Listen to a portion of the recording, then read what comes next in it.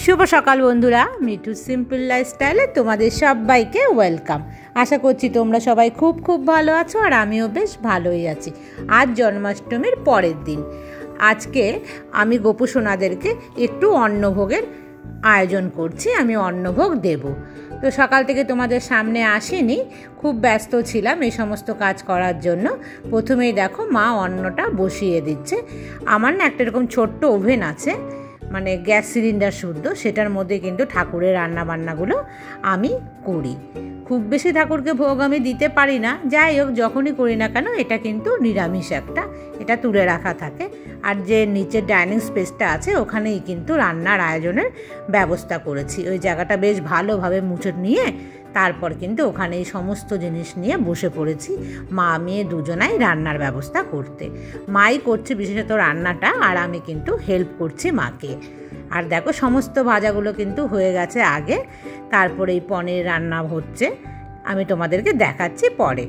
মার ওদিকে রান্না মোটামুটি কমপ্লিটের দিকে, তো আমি কিন্তু চলে এসেছি ঠাকুর মানে গোপু সোনাদেরকে স্নান করিয়ে পোশাক চেঞ্জ করানোর জন্য। সকালবেলা কিন্তু একটা ভোগ আমি দিয়ে দিয়েছি, সেটা তোমাদের শেয়ার করিনি, ওই একই জিনিস বারবার কি দেখাবো। তো এখন কিন্তু স্নান করিয়ে দেখো গোপু সোনাকে এই নতুন ড্রেসটা আমি পরিয়ে দিলাম। তোমাদের সাথে আগেই শেয়ার করেছি ড্রেসটা। দেখো তো গোপু সোনা কি মিষ্টি লাগছে দেখতে। আর সকাল থেকে তোমাদের সামনে আসতে পারিনি, হালকা বিস্তর তোমাদেরকে দেখিয়েছি আমি রান্না করছি। ঠাকুরের আজকে ভোগ দিচ্ছি, তো ভোগ কিন্তু হয়ে গেছে, অতি সামান্যই কিছু করেছি। যাই হোক সবটাই তোমাদের সাথে শেয়ার করছি, তোমরা দেখে নাও আমি কি কি করেছি ব্যবস্থা। তো চলো দেখো আমি কি কি আয়োজন করেছি, সমস্ত কিন্তু আমি রেডি করে নিয়েছি। রাধা মাধব গোপু সোনা সবাইকে কিন্তু স্নান করিয়ে আমি একদম পোশাক পরিয়ে সুন্দর করে সাজিয়ে গুছিয়ে বসিয়ে দিয়েছি। তোমরা বলো আজকের পোশাকে আমার গোপু সোনাকে কেমন লাগছে দেখতে। আর তাদের জন্য আয়োজন করেছি ফ্রাইড রাইস, সেখানে 5 রকম ভাজা আছে, তার সাথে পনিরের সবজি, চাটনি, দই, আর এখানে কিছু ফল আছে।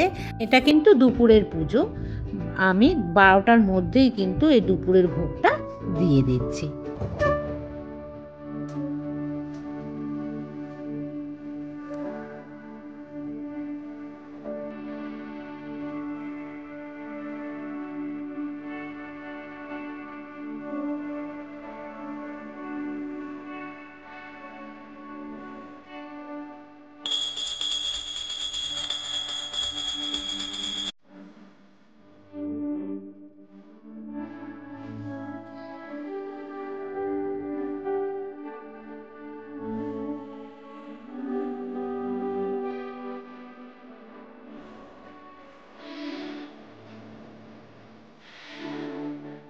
জন্মাষ্টমীর যে পুজো, সেই পুজোটা কিন্তু আমার এখন সমাপ্ত হলো।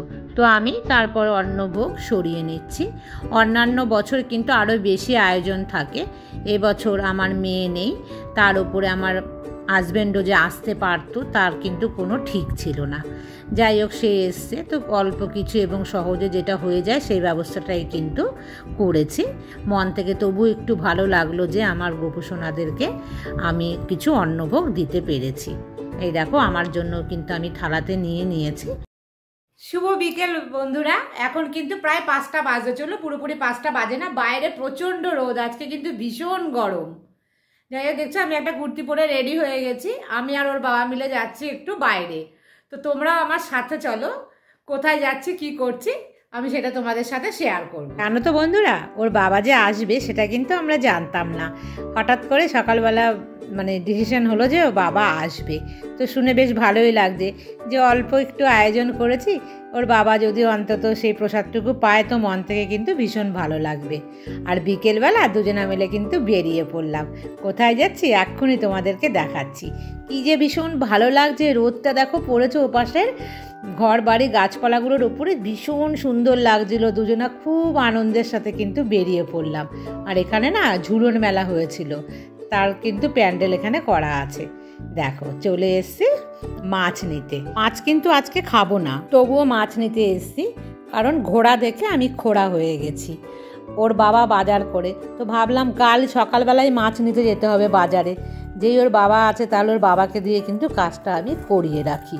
বুঝতে পারলে, বুদ্ধি করে কিন্তু এই কাজটা আমি এখন করিয়ে নিলাম ওর বাবাকে দিয়ে।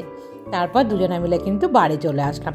তবে আজকে ধর্মঘট, এখানে কিন্তু খুব বেশি দোকানপত্র একদমই বসেনি, আর স্টেশন বাজার একটু কমই বসে, ধর্মঘটের কারণে আরোই কম বসেছে।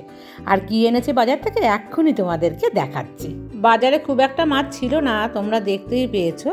একটা ইলিশ মাছ নিয়ে এসেছি, আর বাঙালির ইলিশ মাছ ভীষণ প্রিয়। ওর বাবার চাইতো মেয়ে আর আমার কিন্তু ভীষণ প্রিয়। মেয়েকে ভীষণভাবেই কিন্তু মিস করছি এই মাছটা আনার সময়।